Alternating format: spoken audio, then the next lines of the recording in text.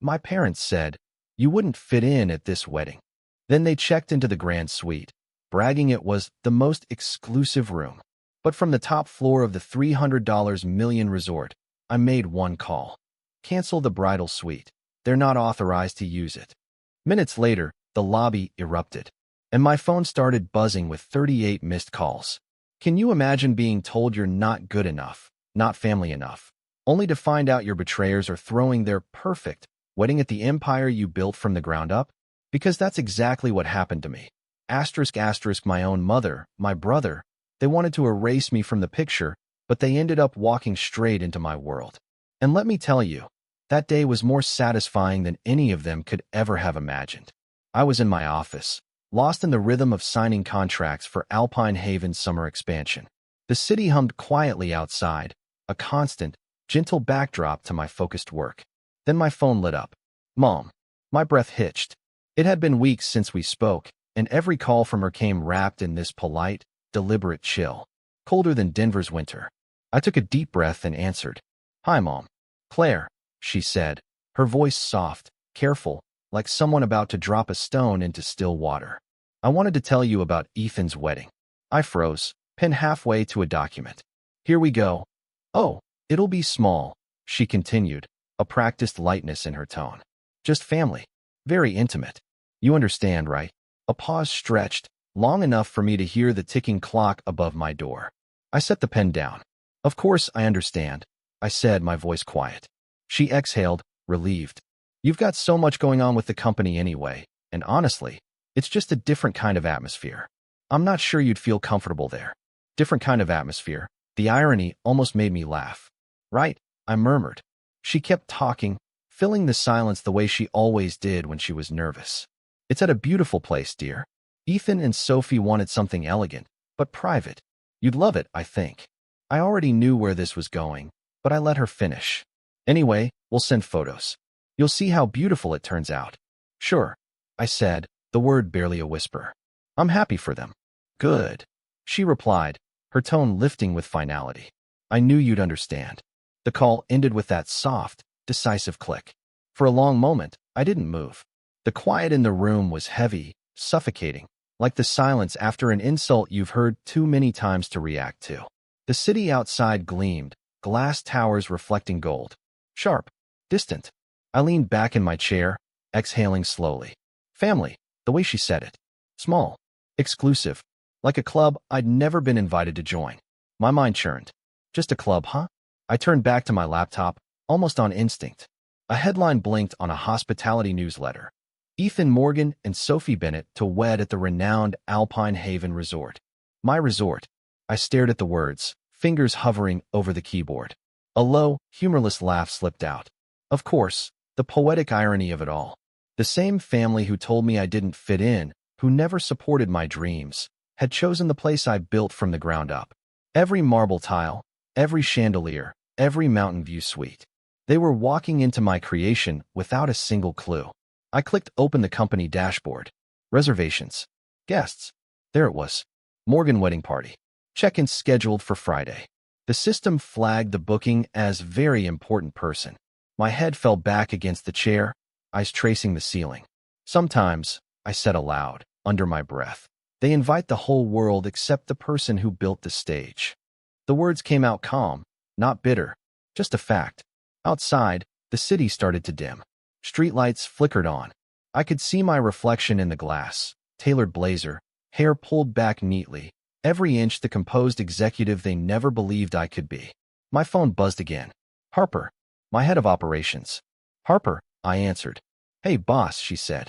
"You asked me to confirm this week's guest list." "Yeah," I replied, eyes still on the fading view. "Anything interesting?" A brief pause, papers rustling. "Let's see. Corporate retreat from San Francisco, a wedding party from Texas, and," she hesitated, "a family named Morgan, booking for the grand suite. I'm guessing you know them." I let out a quiet breath that might have been a laugh. "Yeah," I said softly. "I know them." Harper's voice dropped, cautious. "Do you want me to flag the reservation?" "No," I said, leaning forward, elbows on the desk. "Keep it as is. Let's make sure everything goes smoothly." "Understood." When the call ended, I sat there for a moment, the the corners of my mouth curving slightly. Not a smile, but something colder, steadier. They hadn't invited me. That was fine, because soon they would walk into my world, under my roof, on my terms. The office lights dimmed automatically. I closed my laptop, stood, and walked to the window. Denver glittered below like a map of constellations. I touched the glass lightly. You built a world without me, I whispered to no one. Let's see how it feels when you have to live in mine. With that, I turned off the lights, leaving only the glow of the city behind me. The next morning, sunlight spilled through my floor-to-ceiling windows, washing the Denver office in a pale gold. I was waiting for my coffee machine to finish when my phone vibrated. A notification banner slid across the screen. Morgan Wedding Weekend officially begins.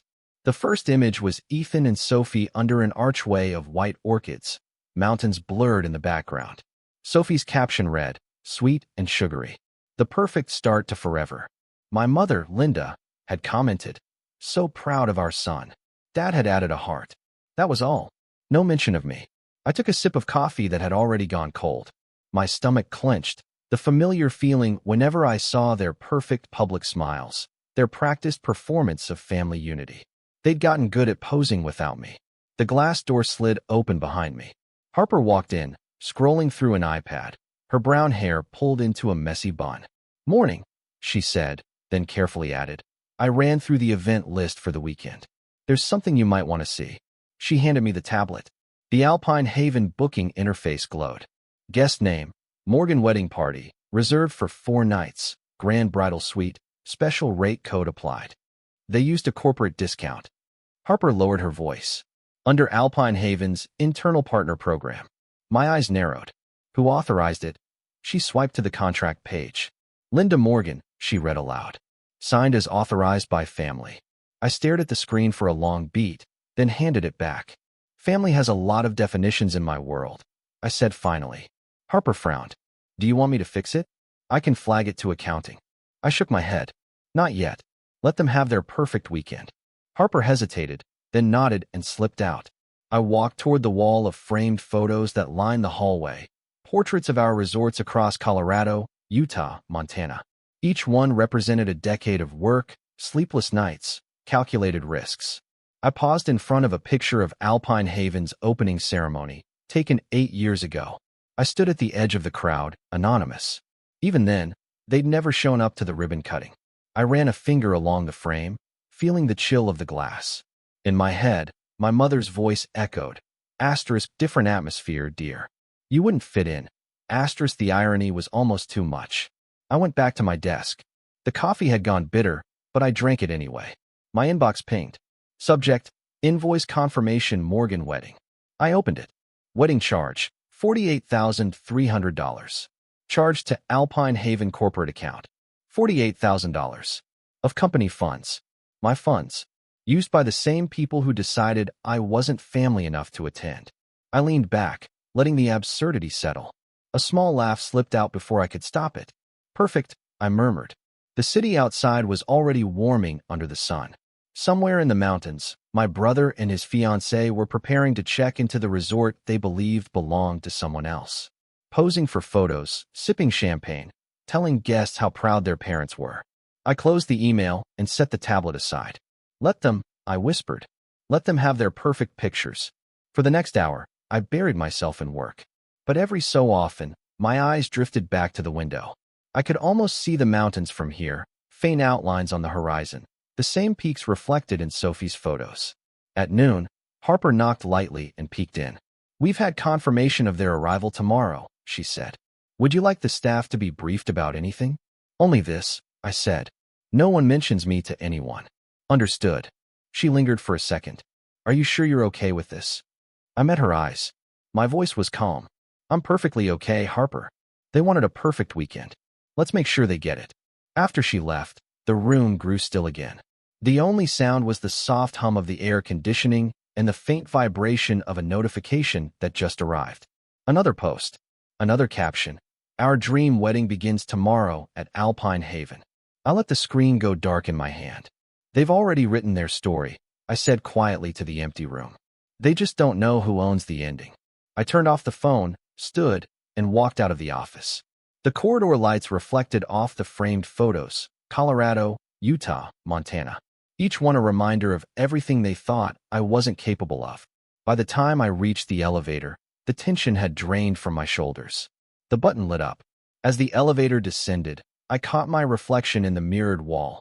Composed, still, unreadable. I straightened my blazer and whispered under my breath, "Now they're really in my world." The conference room was quiet, except for the hum of the AC. A stack of papers lay open before me. Contracts, invoices, and one particular document caught my eye. I turned the page, my thumb stopping at the bold signature at the bottom: Linda Morgan, co-owner. My mother's neat handwriting stared back at me, elegant and false. I traced the ink lightly. Even her forged signature looked confident. The world outside shimmered under Denver's sun, but my mind drifted far from it. I could almost smell the faint mix of bleach and coffee from that hotel in Seattle where I used to work. The memory came back sharp, like a cold draft. I was 20, wearing a second-hand uniform that didn't quite fit, carrying trays heavier than I was. Dad had stopped by one night after a business dinner. He didn't even sit, just stood there in the lobby, looking around like the worn-out place offended him. "Claire," he'd clipped, "you need to start thinking realistically. Learn something useful. Computers and travel apps won't pay your rent forever." I gripped the tray a little tighter. "I like what I do." He sighed. Liking something isn't the same as being successful. The conversation ended there, like every other one with him. At home, Ethan's acceptance letter to a marketing firm sat framed on the mantel. Mom had posted a photo online. "So proud of our son. He's the future of this family." No mention of me, of course. I'd already become the silent background of their perfect picture. I learned to smile through dinners where my father's voice filled the air with business talk, and my mother's laughter followed Ethan's stories about clients. I learned to shrink without disappearing completely, to be polite enough to stay invisible. I learned to stay quiet. When they laughed, I whispered to myself. Now, I flipped the forged contract shut, remembering every word they'd said. The flash of memory shifted again to the small apartment I rented on the outskirts of Seattle. It smelled of burnt coffee and sheer determination. I worked nights at the hotel and spent every spare hour coding on an old laptop that overheated constantly. Sometimes, I'd look at the city lights through the cracked window and imagine a different version of myself. Not the invisible daughter, not the family disappointment, but someone building something that mattered. There were days I wanted to quit. Nights when I watched the cursor blink, mocking me. But the one thing about being underestimated all your life, it trains you to survive on quiet defiance. By 2016, the small travel platform I'd built, Haven Go, had grown faster than I could handle. When a venture group offered to buy it for $50 million, I didn't celebrate. I just sat in a borrowed conference room, signed the papers, and went home alone. No champagne, no family dinner. Just silence. I remember calling Mom that night anyway. I don't know why. Maybe to see if she'd sound proud. "Mom," I'd said, my voice shaking. "I sold the company." "The one with the app?" she asked vaguely. "Oh, that's nice, dear. You'll finally have time to settle down now." Settle down? Two words that felt heavier than the rest of the conversation. After that, I stopped trying to tell them anything. The money didn't change much about me. What it did change was what I could build. I bought a piece of land in Colorado, a forgotten patch of mountain where the snow never melted completely. And I built the first alpine haven there. Wood, glass, stone, strong, honest materials. The grand opening was quiet, just how I liked it. I stood on the balcony, snowflakes catching in my hair, watching the lights glow against the mountainside. I thought of them that night, of how they'd never see it, never ask, never care. And I realized it didn't matter. I didn't need them to see it. I just needed it to exist. The memory faded, and I found myself back in the present, sitting in the same chair, the forged signature still staring up at me. I closed the folder slowly, the leather cover snapping shut like punctuation. Harper's reflection appeared in the glass wall before her voice reached me. "Everything okay?" I turned. "Everything's fine." She hesitated, stepping closer. "You found something?" I tapped the folder once. "Just an old habit. My mother signing things that don't belong to her." Harper frowned. "Do you want me to handle it?" "No," I said. "Not yet." She studied me, unsure. "Are you going to tell them about who you are?" "About owning it." I looked out the window. The mountains stood faint and blue in the distance. "No. They'll figure it out soon enough. when they walk into a place they think is theirs. Harper nodded slowly, understanding more than I said. I turned back to the desk, pulled my laptop closer, and began typing a new message to the resort's management team. Subject: Protocol for Morgan Wedding Party. Maintain professionalism, no personal disclosures. CEO identity remains confidential. I hit send, leaned back, and exhaled. For a moment, I let the silence fill the room again. My eyes drifted toward the window where the late afternoon light cut sharp lines across the floor. Somewhere in those mountains, preparations for Ethan's wedding were already underway. Flowers, champagne, laughter. I smiled faintly, though there was no joy in it. They'll get their perfect day, I murmured. And I'll be right here, watching them walk through the empire they once told me I'd never build. The hum of the city below filled the quiet as I closed the contract folder for the last time. The first black SUV rolled up the curved driveway, just as the morning light settled over the peaks.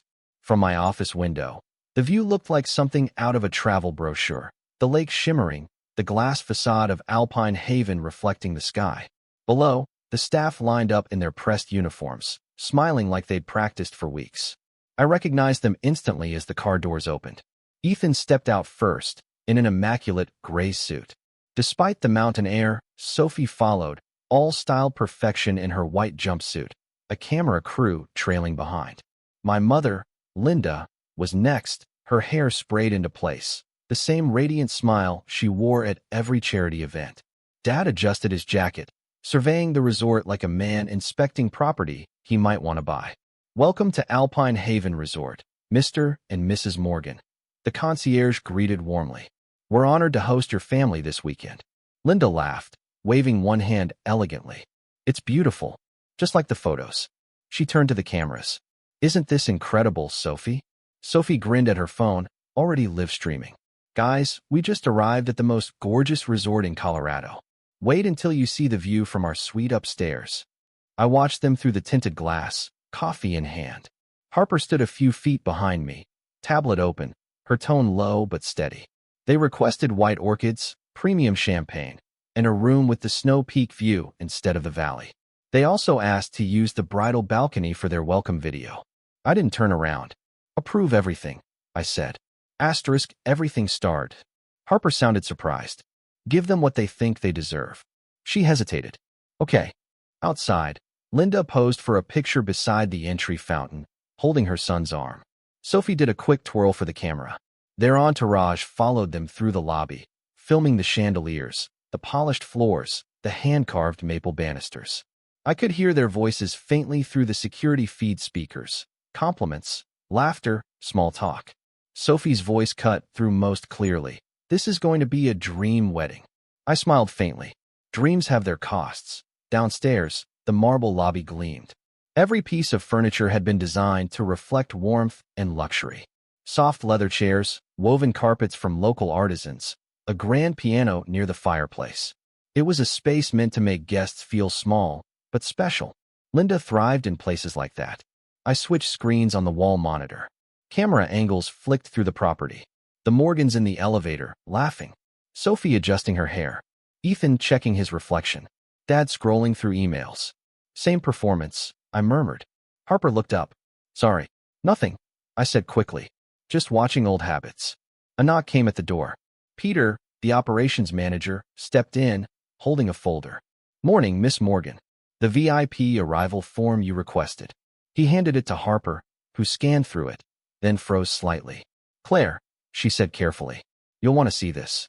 I turned, taking the folder from her. There it was, our corporate check-in form, signed in confident cursive, Linda Morgan, co-owner, Alpine Haven Resorts. I stared at it for a long moment, then let out a quiet laugh that startled both of them. Peter shifted awkwardly. "Should I report this to legal?" I closed the folder, setting it gently on the desk. "No," I said. "Not yet." Harper frowned. She actually signed as co-owner. Apparently, I leaned back in my chair. That's a new level of confidence, even for my mother. Outside the glass, the family moved through the atrium. Sophie filming everything from every angle. "This is perfection," Linda's voice carried faintly through the security audio. "Your father and I should come here more often. It feels like it was made for us." I glanced at Harper, who was watching me closely. She's not wrong, I said. It was. For the next hour, I watched the flurry unfold. Staff escorting them to the grand suite, photographers clicking, floral designers rushing with orchids. They were creating their picture-perfect moment, every detail carefully staged. On one monitor, I saw Mom standing by the front desk, laughing with the concierge, as if she truly believed her name carried authority here. She had always been good at that, turning pretense into presence. Sophie's voice rose again. Mom, come stand by the fireplace for this one. The lighting's amazing. I switched the feed off. Harper, I said quietly, send the spa team. Offer them the best welcome treatment we have. Champagne, the snow suite. Upgrade the wide glass windows. Let them have it all. Every indulgence they think belongs to them. She closed her tablet, uncertain. What's your endgame here? I looked out toward the peaks, their white edges cutting into the blue sky. Nothing dramatic, just perspective. For a moment, silence filled the office. Steady, deliberate. Then my phone buzzed on the desk. An internal notification from accounting. I picked it up, scrolling through the email. And there it was, another authorization form attached. The same forged signature. This time, approving a shipment of imported champagne. I chuckled softly, shaking my head. She really thinks she's the owner. Harper raised an eyebrow. And you find that funny? Almost poetic, I said. They spent years pretending I wasn't part of this family. Now they've built their big moment on my name, and still don't know it. She studied me, but I didn't elaborate. Outside, the family stepped onto the terrace. The wind caught Sophie's veil as photographers snapped away. Linda fixed the flowers. Robert checked his watch. Ethan smiled on cue. Through the glass, they looked almost cinematic, like the happy family portrait they'd always wanted. I caught my reflection in the window, faint and distant. A shadow against the bright view. My face calm, my eyes unflinching. Behind me, Harper placed the signed contract back on the desk. The gold ink gleamed under the light. Perfect timing, I murmured, my voice barely audible. A forged signature, a borrowed title, and a perfect family photo. Couldn't ask for a better setup. Harper's brows knit. Set up for what?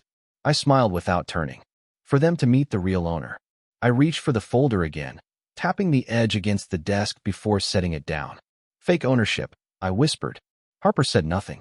The silence between us was thin and sharp as glass. Down below, the Morgans posed for another picture. Sophie blew a kiss at the camera. Linda beamed. And Ethan looked up briefly toward the building, toward the top floor where I stood.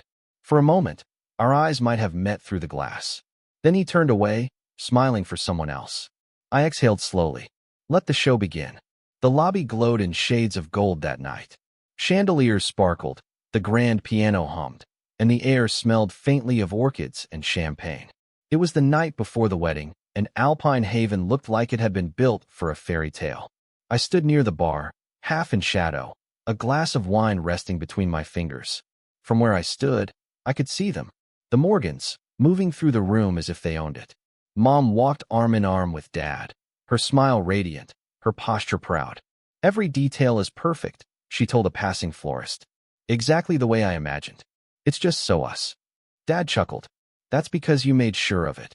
She beamed, lifting her chin. It's the Morgan touch. A pair of guests nodded politely, clearly impressed by her certainty. She thrived on moments like this. Adoration, admiration, illusion. At the reception desk, one of the front staff stepped forward, her voice bright and professional. Mrs. Morgan, welcome again. The CEO wanted me to extend her gratitude for your presence. Linda blinked, surprised, then smiled with amused grace. Oh, how sweet. Claire must have put her up to that. The staff member looked confused. I'm sorry, ma'am.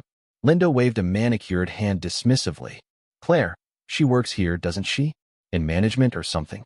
From where I stood, I could see Harper stiffen slightly behind the concierge desk. Her eyes flicked to me, as if asking permission to intervene. I gave the smallest shake of my head. Linda laughed softly. It's fine. She's always been so diligent. I'm glad she found a place that appreciates that. The staff smiled awkwardly and excused herself. I took a slow sip of wine. The glass caught the chandelier's light, refracting gold across the surface. Harper appeared a few seconds later, sliding into the seat beside me at the bar. She didn't say anything at first. They're enjoying themselves, I said. Finally, She followed my gaze to the group across the lobby. Mom was now leading Sophie through a tour of the space, pointing out arrangements and decor like a curator unveiling her latest exhibit. Tasteful, Mom said to Sophie, her voice carrying clearly. Classic, not overdone. It feels like a real Morgan wedding. Sophie nodded eagerly. Absolutely. Everyone's going to talk about it. This is what perfection looks like. I could almost hear the satisfaction in my mother's breath, the same tone she used whenever she found a new way to erase me from the frame. Harper's voice was soft. You sure you want to be here right now?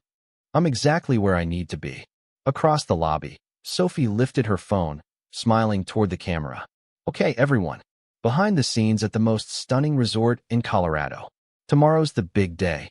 Her followers flooded the comments instantly. Hearts and congratulations streaming up the screen.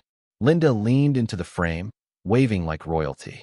The sound made me think of another night, years ago. Christmas Eve, when I was 10. Mom had handed Ethan the glass star for the top of the tree and told me to clear the table. You have smaller hands, honey, she'd said. You'll do better in the kitchen. Ethan had laughed, proud of his new responsibility. I remember standing by the sink, watching the star catch the glow from the fireplace. Even then, I understood how certain roles were assigned in our family, and how rarely they changed. That memory faded back into the light of the lobby, where Mom was now surrounded by staff and wedding planners. She laughed, her voice echoing through the marble space. Thank God Claire isn't here, she said, her tone meant to sound conspiratorial, but carrying further than she realized. She has this energy. It would have thrown the balance off. Sophie nodded, whispering something that made Mom chuckle again. Exactly, she said. This is the right mix of people. The right image. Harper's jaw tightened. She doesn't even know you're standing right here. She never did, I said quietly. For a few seconds, we both watched as the photographer snapped candid shots of the family at the piano. Glasses raised. Smiles. Perfect. It would look flawless online, an image of warmth and unity. I looked down at my phone on the bar. The group chat was open. Morgan family updates. My name wasn't in the header, but somehow the messages always found their way to me through old sync settings. Mom's latest message blinked on the screen. So glad Claire isn't coming. It's for the best. She'd only make things uncomfortable. A thumbs-up reaction from Ethan followed seconds later. Then Sophie added a heart. I stared at the words for a long time, my reflection faint against the screen. Harper saw it too. Claire, I'm fine, I said automatically, setting the phone face down. But I wasn't angry.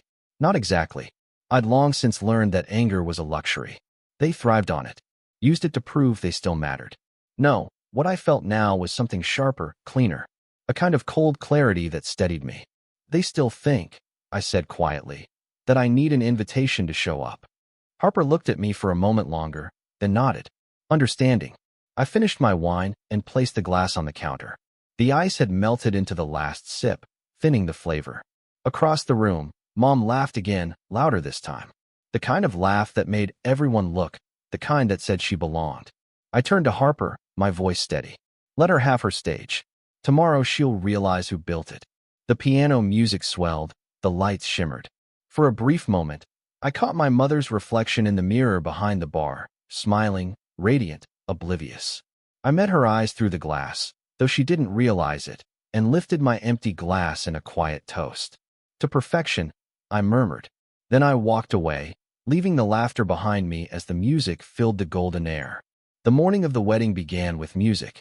From my 12th floor office, I could hear faint violin notes drifting up from the courtyard where staff were setting up the archway. The air was cool, still scented with pine from the forest beyond the lake. It should have been a beautiful day. It was, in every visible way. Harper burst through the door, a file in her hand, her face tight. Claire, she said, breathless. We have a problem. I didn't look up right away. The screens in front of me displayed a dozen windows, reservations, security feeds, expense reports. The Morgan's name appeared more times than I cared to count. What kind of problem? She dropped the folder on the desk. They used the Alpine Haven corporate card again. Champagne upgrade, additional floral arrangements, decor rentals, and a live string quartet. All charged this morning. I scrolled through the digital log. The authorization signature blinked at the bottom of each invoice. Linda Morgan. I almost smiled. They're consistent, at least. Harper folded her arms. You said to let them have what they wanted. But this is fraud, Claire. That's your company's money. I leaned back in my chair, feeling the weight of her words hang in the air. Outside the window, sunlight hit the glass in sharp angles, reflecting the snow peaks in blinding white. They used company assets, I said slowly, and signed my name through hers. Harper nodded. Exactly. So, what do you want me to do? I closed my eyes for a few seconds, listening to the faint hum of the resort beneath us. The footsteps, the music, the laughter rising from the lobby. Cancel the bridal suite. Harper blinked. What? Cancel the suite. I opened my eyes. Effective immediately. List the reason as unauthorized booking under a fraudulent signature. Her face paled. That's the main room for the ceremony prep. Sophie's been live streaming from there all morning. Are you sure? Yes. My voice was even. It's time they learned what boundaries look like. She hesitated, searching my expression. You're really doing this? I'm not doing anything, I said quietly. I'm just enforcing company policy. Harper stared at me a moment longer, then nodded slowly and turned toward the door. All right. I watched her go, the click of her heels fading down the hall. For a few seconds, I sat in the silence she left behind. My pulse was steady, my hands folded neatly on the desk. This wasn't revenge. It was accountability, something they'd never learned to respect. When the email confirmation pinged on my screen, I exhaled once, almost soundlessly. The order had gone through. The grand bridal suite was now marked as revoked. Downstairs, the staff would already be receiving the update. I switched the monitor view to the lobby feed. Ethan and Sophie appeared at the front desk, surrounded by wedding planners and photographers. Ethan was on the phone, pacing, while Sophie leaned over the counter, still in her silk robe, makeup half done. The concierge smiled nervously, typing rapidly on the computer. I'm so sorry, ma'am, but it appears your suite has been deactivated. There's a flag from corporate. We're not authorized to check you in. Sophie blinked, not understanding. What does that mean? We're the bridal couple. It's our room. Ethan leaned forward. This is ridiculous. My mother handled the booking. Yes, sir, the concierge said carefully. That's part of the issue. I could almost hear the silence that followed, thick and uncomfortable. Then, Mom's voice cut through the speakers, sharp, commanding. Excuse me, she said, stepping forward. I'm Linda Morgan.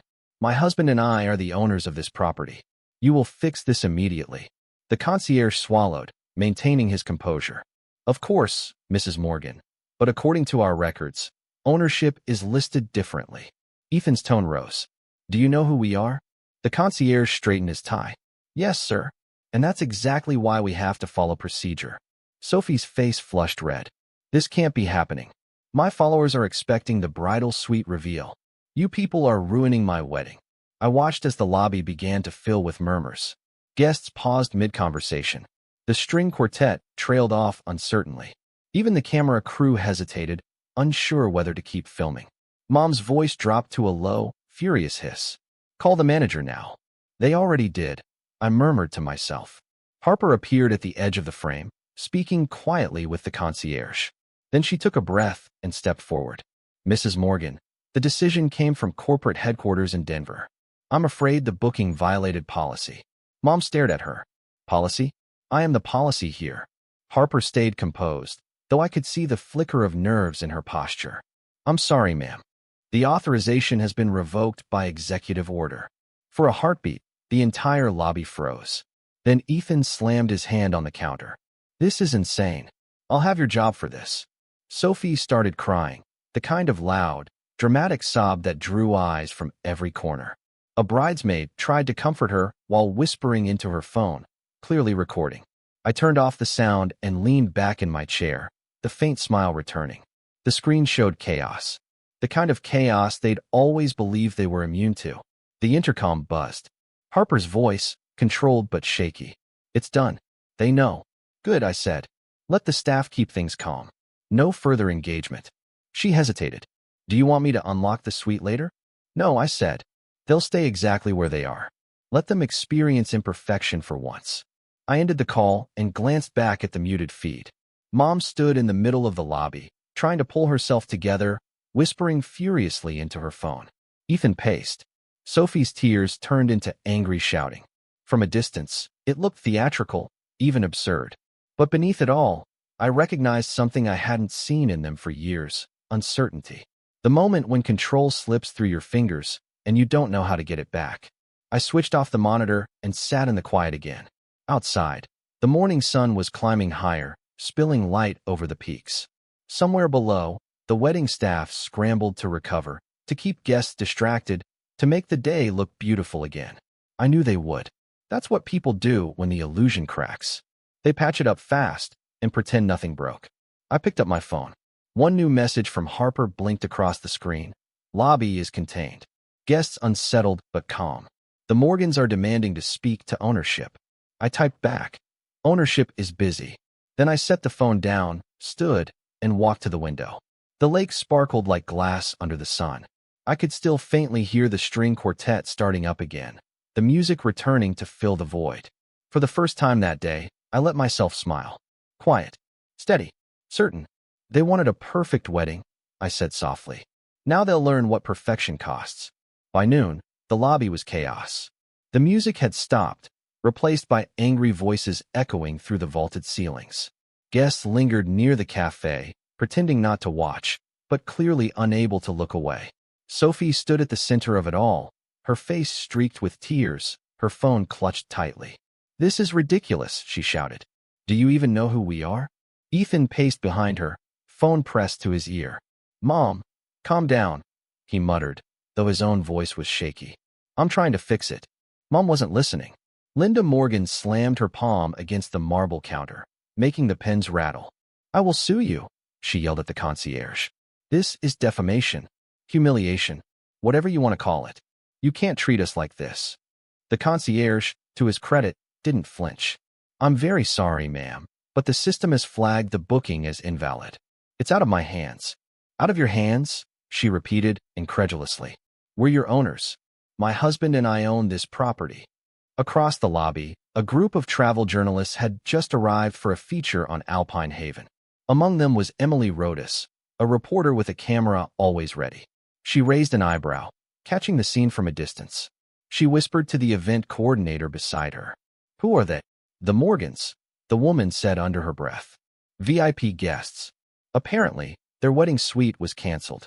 Emily's eyes widened slightly, the beginnings of a smile tugging at her lips. "Seriously?" The coordinator nodded nervously. "Apparently." Emily's camera was already rolling. From the mezzanine balcony above, I could see everything. The staff trying to calm them, the guests pretending not to stare, the way Sophie's perfect composure cracked on camera.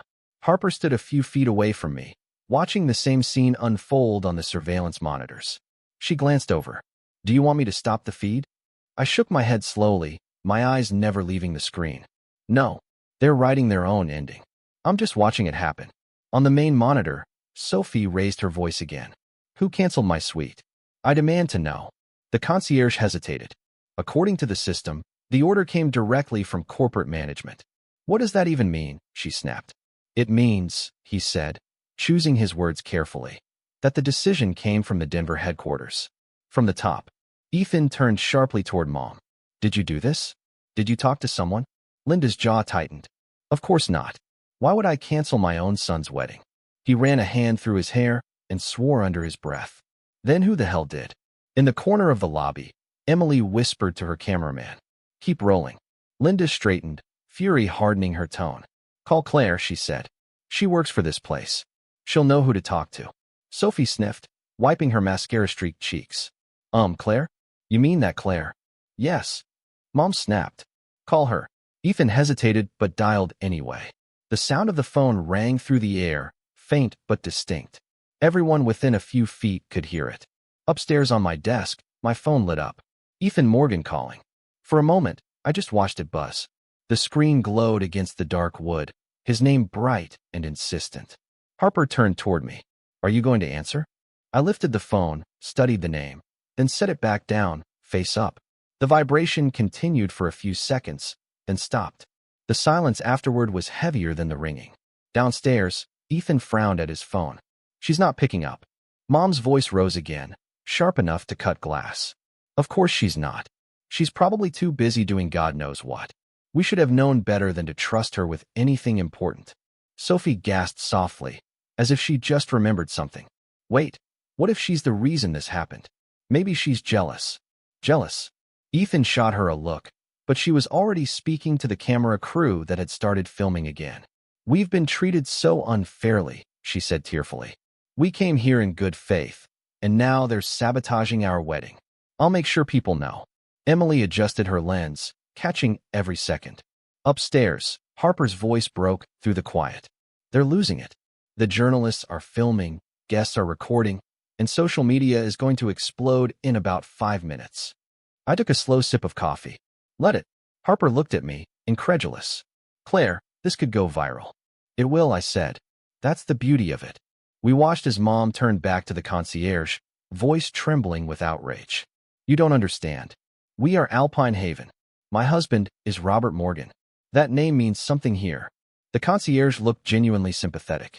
"I understand, ma'am, but according to the records, ownership belongs to Alpine Haven Holdings, registered in Denver under CO Claire Morgan." The entire lobby seemed to inhale at once. Mom froze. "What did you just say?" The concierge hesitated, realizing too late what he'd revealed. "It's company policy to clarify in case of conflict." Ethan's face drained of color. "That can't be right." Sophie's voice broke. "So she's the one?" "Mom, that's not possible." "But it was." Harper looked at me, eyes wide. "Do you want me to intervene?" "We could still."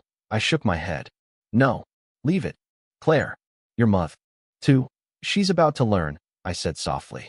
On the screen, Mom gripped the counter, the composure she'd worn like armor starting to crack. Dad appeared now, his face tight with embarrassment. "Linda," he said quietly, "let's step outside." She jerked away from his hand.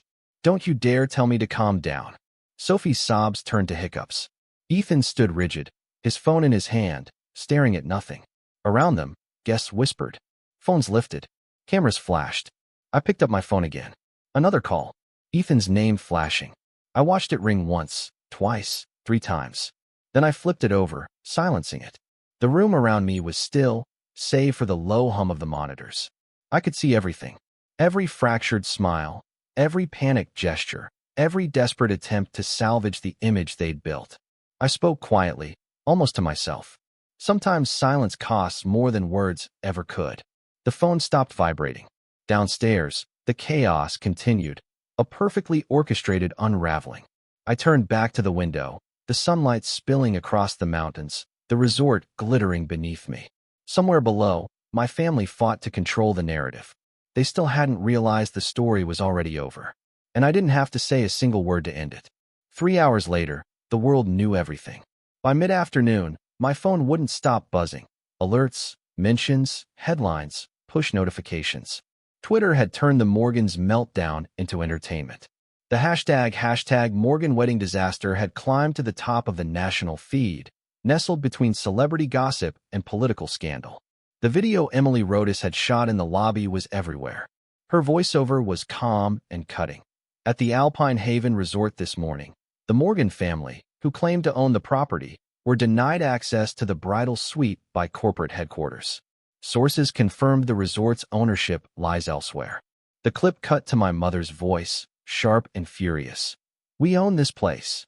Then the concierge's reply, soft but firm. "Actually, ma'am, that's not accurate." The image froze on my mother's stunned expression before fading to black. The internet had already looped it into memes, GIFs, and reaction videos. At the Denver headquarters, I sat behind my desk, watching the chaos unfold on 3 different news streams. Harper stood by the window, scrolling through her phone. "They've turned it into a trend," she said quietly. One headline says, "Family confuses resort ownership with entitlement and gets denied at the altar." I didn't look up from my computer. Catchy. A new alert flashed, Abigail Green calling. I accepted. Her voice came through clipped and tight. "You told me there wouldn't be a scandal." "There isn't," I said. "Claire, your family's on every major outlet in the country." "Yes, my family," I said evenly. "Not the company. Not me." "I can't have this," she snapped. "If this affects valuation, if it touches our investors." "Abigail," I interrupted. "If you think this changes anything about Alpine Haven's worth, maybe you should reconsider why you invested in the first place." There was a pause. "Don't get clever with me. If this goes south, I walk." I leaned back in my chair. Then you'll walk away from a company with the most transparent leadership in the country. The one whose CEO refused to fake anything, even her own family. For a long moment, all I heard was her breathing. Then you're playing with fire. Maybe, I said. But at least I built the fireplace. The line went dead. Harper turned from the window. That went well. I smiled faintly. About as well as I expected. She hesitated. PR is asking how to respond. Reporters are calling nonstop. Do you want to make a statement? They're already telling the truth, I said. It just took a camera for anyone to believe it. Harper nodded slowly. Still, it's spreading fast. Someone leaked that the CEO's name matches your mother's maiden name. People are speculating. They'll keep guessing, I said. And when they realize, they'll stop laughing. Outside the office, the Denver skyline shimmered under the afternoon light. The hum of the city felt far away, like the sound of a different life. My computer pinged with a new message. I clicked it open. The subject line read, "From Ethan. Claire," it began. "If you have anything to do with this, please stop. Mom hasn't eaten since this morning. She's in shock. She keeps saying she didn't know. You've made your point. Please just fix it." I read it twice. Then I deleted it. Harper was watching me carefully. "Something from him?" "Nothing important," I said. She didn't push. The news anchor's voices filled the room again. A chorus of smooth tones, dissecting my family's implosion like it was a political debate. One reporter gestured to the screen behind him, where an image of the Alpine Haven lobby looped endlessly. "Sources suggest the Morgans attempted to leverage familial influence to gain access to restricted suites," he said. "However, corporate records show the resort's ownership has no legal connection to the family. The true CEO remains unnamed." I turned off the sound and leaned back, closing my eyes for a moment. In my mind, I saw Mom's face again. The look of disbelief, the panic just before the cameras caught it. I could almost hear her voice. This isn't who we are, but it was. It always had been. The office was quiet except for the faint ticking of the clock. Harper finally spoke. "You know they're going to try to spin this. They'll say it was a misunderstanding, that you're overreacting. They've spent their whole lives rewriting stories," I said. "This time they don't hold the pen." She studied me for a moment. "You're calm." "I've been calm my whole life," I said softly. "That's what they mistook for weakness."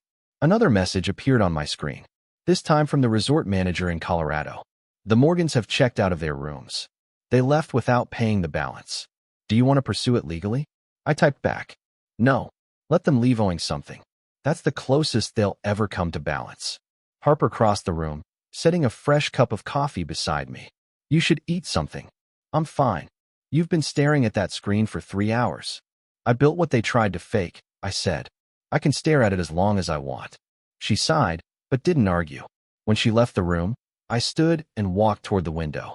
The sun was lower now, streaking gold across the city skyline. I could see my reflection faintly against the glass. Still composed. Unbothered. My phone vibrated again. Another message from Ethan. But I didn't open it. I didn't need to. I already knew the tone. Apology wrapped in guilt. A plea disguised as family. I let the phone buzz until it stopped. "They only remember you," I said quietly. "When you become the story they can't control." I turned back to the desk and pulled up the live news feed one last time. A panel of analysts was debating whether Alpine Haven stock would rise or fall after the publicity. The ticker at the bottom read, "CEO remained silent amid scandal." Silent. It was the first time silence had ever sounded like victory. Outside, the light shifted and the office dimmed. I let the glow from the monitors fade into shadow, the noise of the world fading with it. For years, I'd been the quiet one, the background, the afterthought. Now my silence was the headline, and they finally had to listen. By late afternoon, the mountains outside my office had turned gold. The sun was sinking behind the ridge, light pouring through the windows in long, slanted beams. I was reviewing a contract when there was a soft knock at the door. Peter, the operations manager, stepped in carefully. "Miss Morgan," he said, his tone uneasy. "The Morgan family is here. They're requesting to see you." I looked at the clock. 5:43 p.m., "Send them up," I said. He nodded and disappeared. For a few seconds, I stood still, looking out the window at the horizon. The resort below looked calm again. Guests drinking by the fire pit, staff moving quietly between shifts. The kind of peace that usually follows a storm. When the elevator doors finally opened, The calm in the room shifted. Mom came in first, her expression drawn tight, the practiced poise of the morning replaced by exhaustion. Dad followed, jaw clenched, one hand on her shoulder. Ethan trailed behind them, head lowered. I didn't move. Mom stopped in front of my desk. "Claire," she began, her voice uncertain. You're the CEO?" "For 8 years now." I met her eyes. She opened her mouth, but nothing came out. Dad broke the silence. "We just wanted the day to go smoothly," he said. His voice was firm, but I could hear the cracks. "We wanted a perfect wedding for your brother. You could have told us." "Told you what?" I asked quietly. "That I exist? That I built something without your permission?" He flinched, just barely. I reached for the folder on the desk and laid it open. "Here," I said, turning it toward them. A copy of the wedding invoice, the one paid with company funds, the one signed by Mom. Mom's hand trembled as she looked down at the page. I just wanted to make sure everything was handled. I didn't think it would matter whose name. "It matters," I said, cutting her off, though my tone stayed calm. "It matters when you forge signatures. It matters when you spend someone else's money. It matters when you lie." Her eyes filled with tears. "Claire, please. I only wanted Ethan to have one perfect day. He's worked so hard. And I haven't." I asked softly. "I built this company from nothing, Mom. Every brick, every piece of glass in this building has my name behind it. But you never thought I was the kind of person who could create something worth your attention." She shook her head. "That's not true, isn't it?" I asked. "You called this place beautiful before you knew who built it. But if you'd known it was mine, you wouldn't have come." The words hung there between us. No one dared to move. Ethan finally stepped forward, his voice low. "I'm sorry, Claire. I didn't mean for any of this to happen. I didn't even know you owned Alpine Haven until today." I looked at him. My little brother, the golden boy who never had to fight for a seat at the table. "That's the problem, Ethan," I said. "You never asked. You never cared to know. You've spent your whole life believing that I was just lucky to be nearby." He swallowed hard, eyes dropping to the floor.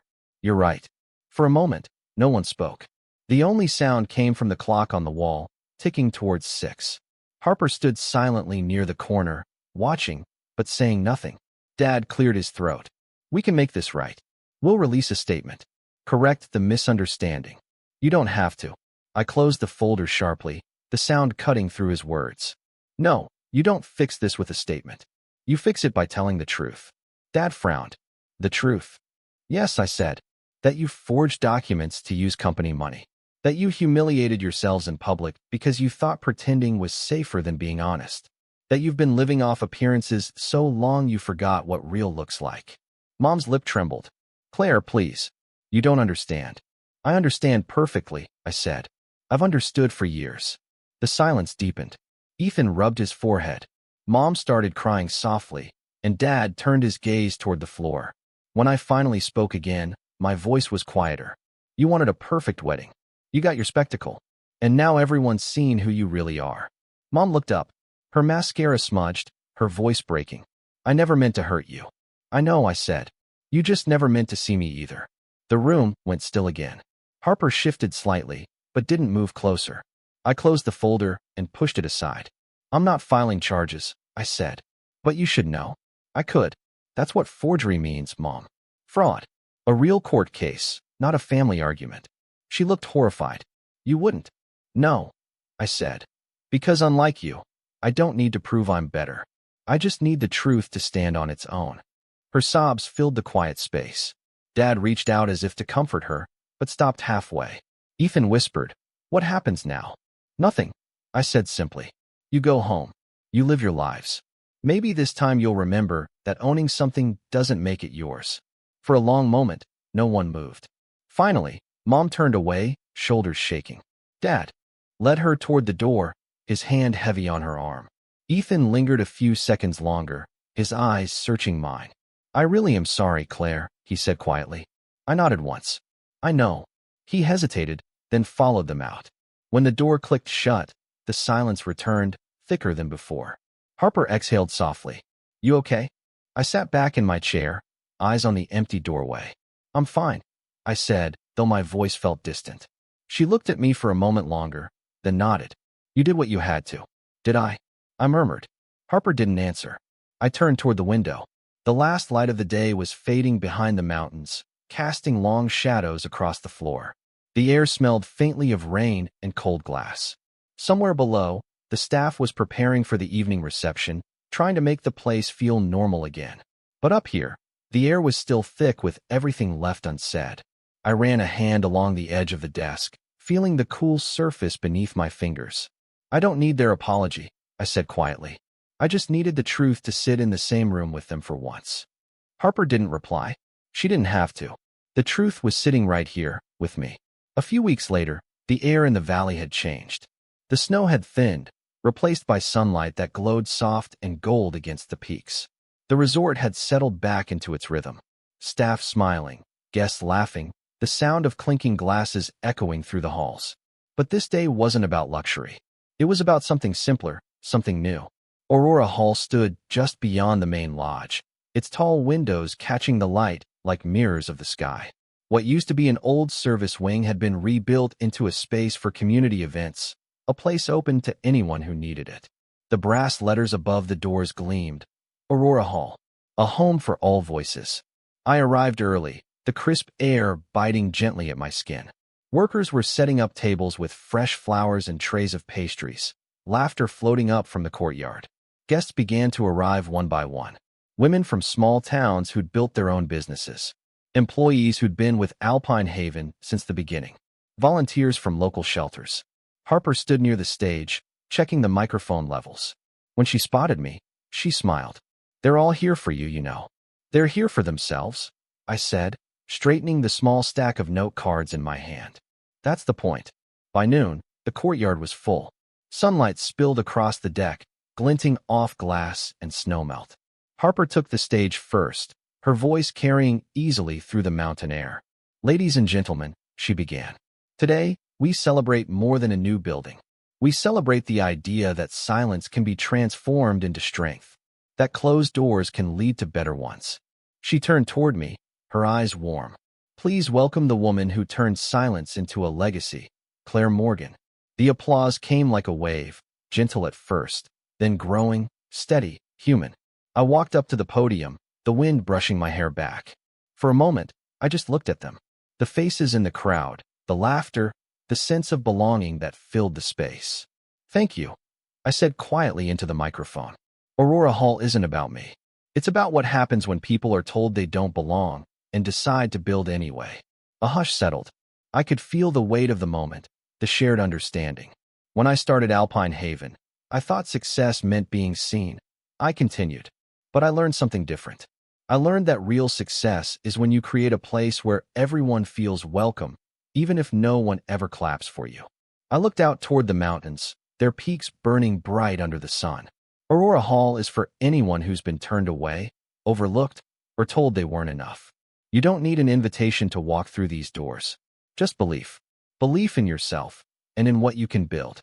The audience was quiet, listening. I saw a few people nodding, some wiping their eyes.